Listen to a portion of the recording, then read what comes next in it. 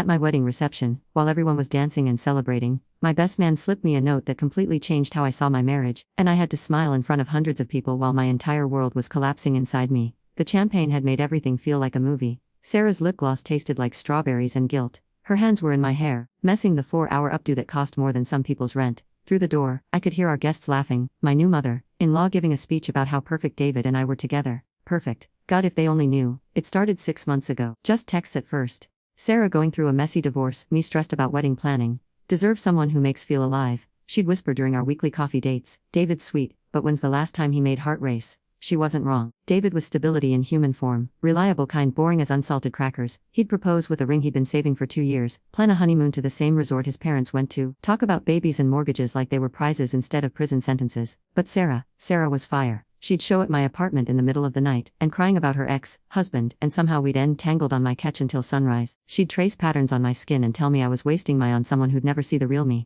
This is just cold feet, I kept telling.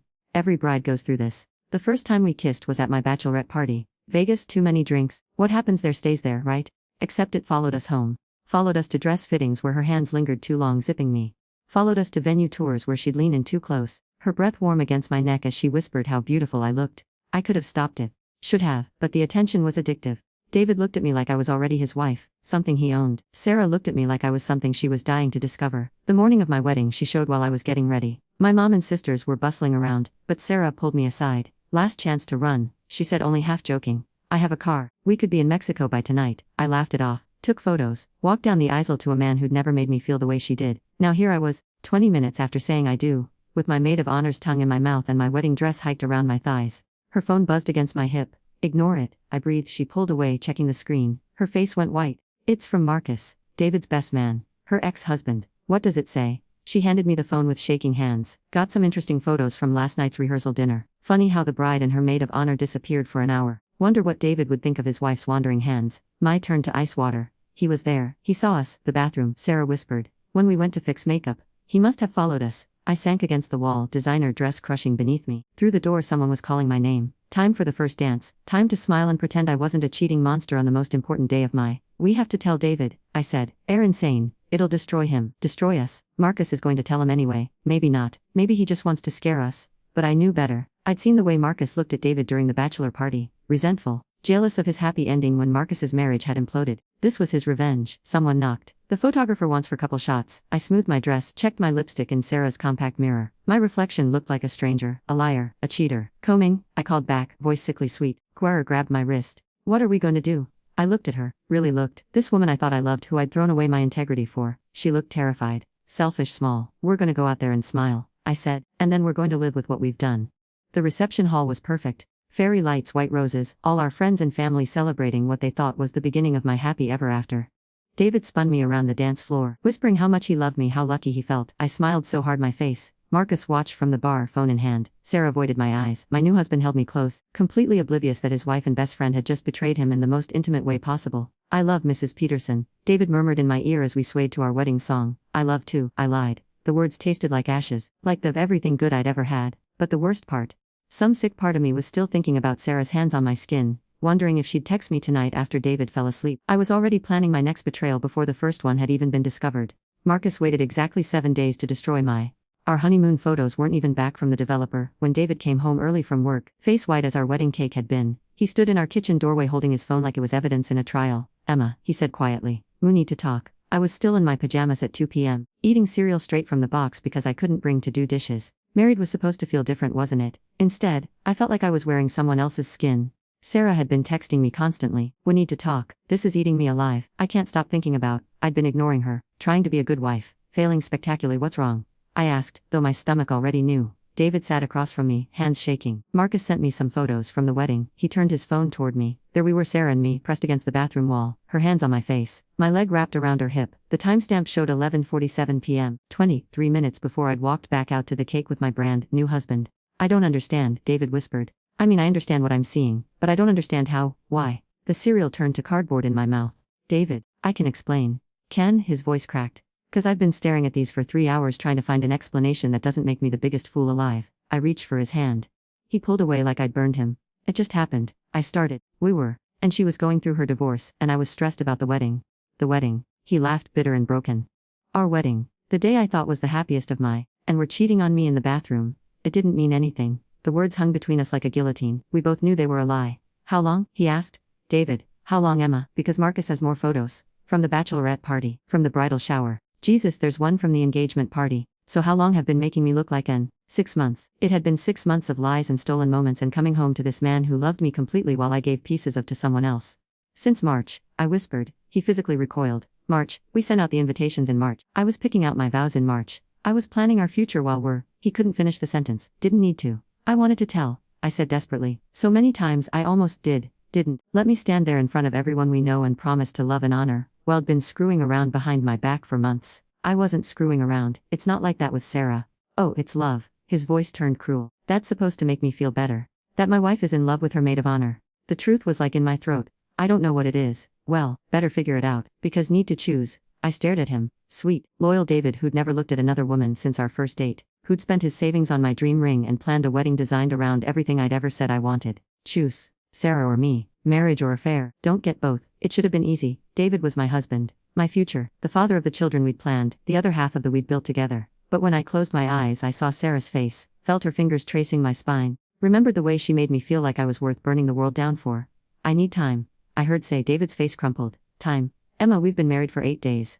8 days and need time to decide if want to stay married, please. Just a few days to think, to figure out what this all means. He stood so fast his chair fell over. Know what? Take all the time need. I'll be at my brother's. David, wait. But he was already gone, the front door slamming behind him like a coffin lid. I did. She came over within the hour, finding me crying on our wedding couch, still in my pajamas, surrounded by tissue and the crushing weight of my choices. He knows, I sobbed into her shoulder. I know. Marcus sent me the photos too. As a courtesy, her voice was bitter. Enjoying this. David wants me to choose or him. Sarah pulled back, searching my face. What are going to do? I looked around our apartment. David's engineering books on the coffee table. Our engagement photos on the mantle. The wedding gifts we hadn't even finished opening yet. I don't know. But even as I said it, I was reaching for her. Even as I said it, I was choosing. She stayed that night. And the next, we ordered takeout and talked about running away together, starting over somewhere no one knew us. It felt like playing house in someone else's. On the third day, David's mom called. Emma, honey, what's going on? David showed here crying, saying something about the wedding photos. He won't explain, but he looks devastated. I could barely speak. We're having some problems. I've been married a week. What kind of problems could possibly have? The kind where I'd been cheating on her son for months. The kind where I'd betrayed him on our wedding day. The kind where I'd chosen my maid of honor over my husband. I can't really talk about it right now. Well, need to fix this. Marriage isn't something give on after a week. David loves Emma. Don't throw that away over whatever silly thing you're fighting about. Silly thing. If only she knew. After I hung, I found Sarah in our bedroom, going through my closet. What are doing? Packing, she said without looking at me. For both of us. I found a sublet in Portland. We could be there by Friday. Sarah, I can't just disappear. Why not? What's keeping here? A marriage that's already over. A husband who'll never trust again. She wasn't wrong. David would never forgive this. Even if he took me back, we'd spend the rest of our lives with this betrayal between us. Every late night, every phone call, every time I was 5 minutes late coming home. My job. Our friends. Family will understand eventually, can find another job. And our friends. She laughed coldly. Wait until this gets out. See how many of them stick around when they find out what we did. That's when it hit me. This wasn't just about my marriage. This was about everything. My reputation, my relationships, that I'd built over 32 years. People are gonna find out, I said, the realization dawning like a nightmare.